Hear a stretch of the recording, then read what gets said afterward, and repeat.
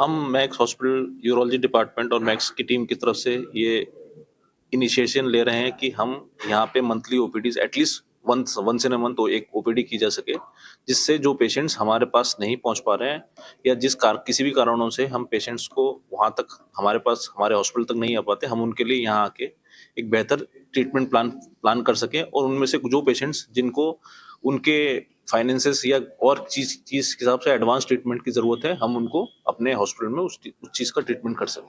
तो main initiation है कि जो बैरियर बीच में होता है कि दूर है, बड़ा हॉस्पिटल अवेलेबल नहीं है आसपास, उस बैरियर को हम ब्रेक करके पेशेंटों तक हम पहुंच सकें, जिससे कि एक बेहतर इलाज पेशेंट को मिल सके। जो ट्रांसप्लांट है और सारी चीजें हैं, क्या वो प्रयागराज में ही संभव है या उसके लिए लखनऊ आना? देखिए, आज की डेट में रीनल ट्रांसप्लांट बहुत सारे सेंटर्स में होता है, लेकिन रीनल ट्रांसप्लांट के लिए जो प्रोटोकॉल होता है, जो बेसिक सेटअप चाहिए होता है या गवर्नमेंट गाइडलाइंस हैं या जो भी ट्रांसप्लांट का जो लिस्टिंग होता है, वो एक बड़े हॉस्पिटल में संभव है।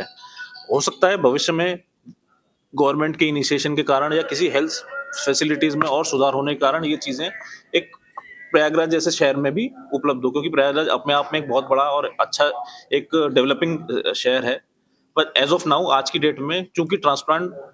के लिए भी हमारा ये एक इनिशिएशन हमेशा रहेगा कि जो भी पेशेंट्स हम देखते हैं जिनको हमको लगता है कि अभी या भविष्य में ट्रांसप्लांट जैसी चीजों की जरूरत पड़ सकती है, तो हम उन पेशेंटों को अपने एक पर्टिकुलर सिस्टम में एनरोल करें, उनको रजिस्टर करें, जिससे कि हम उन पेशेंटों को रेगुलर बेसिस पे देख सकें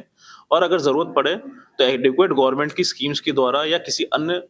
सुविधाओं के द्वारा उन पेशेंटों को अर्ली ट्रांसप्लांट कर सकें, जिससे कि इन पेशेंटों को हेल्थ केयर में अर्ली लाभ मिल सके। ये भी एक हमारा एम रहेगा। ये यहाँ प्रयागराज में होगा?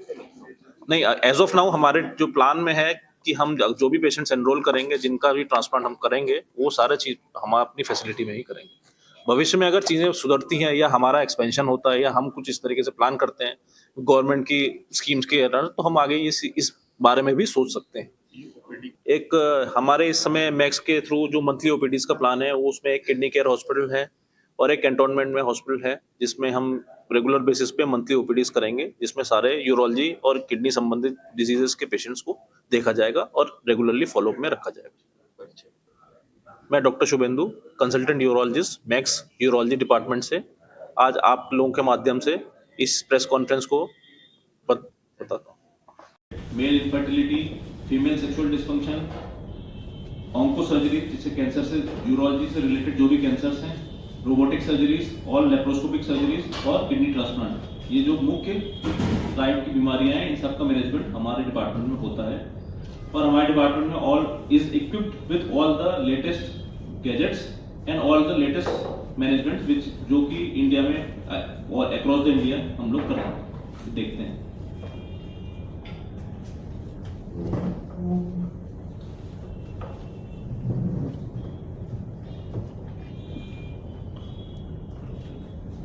आप लोगों को कोई क्वेश्चन, कोई क्वेरी हो सर से, प्लीज।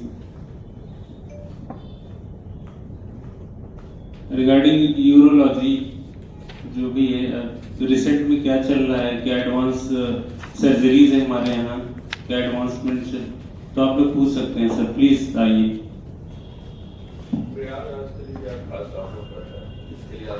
प्रयागराज के लिए हम लोग ने ये प्लान किया हुआ है हमारे यूरोलॉजी डिपार्टमेंट की तरफ से कि हम लोग मंथली ओपीडीज यहाँ पे किया करेंगे, जिससे कि ऑल सॉर्ट्स ऑफ पेशेंट्स जो कि एडवांस ट्रीटमेंट के लिए जो ज़रूरी है, वो सारे पेशेंट्स को हम देखें और उनके लिए एक affordable price and treatment management को हम लोग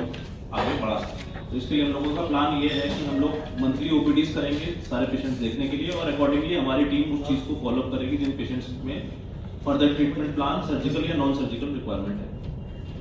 बहुत से लोग ऐसे जो मैक्स को अफोर्ड नहीं कर सकते हैं, उनके लिए क्या फैसिलिटीज होगी और प्रयागराज जिस तरह से आप लोग चालू कर रहे होंगे उनके लिए क्या कुछ था? क्योंकि यहाँ पे बहुत से डॉक्टर पहले से भी हैं, तो एक कंपटीशन भी होगा। नहीं, देखिए, जो मेन हमारा कंसर्न है जिसके लिए मैक्स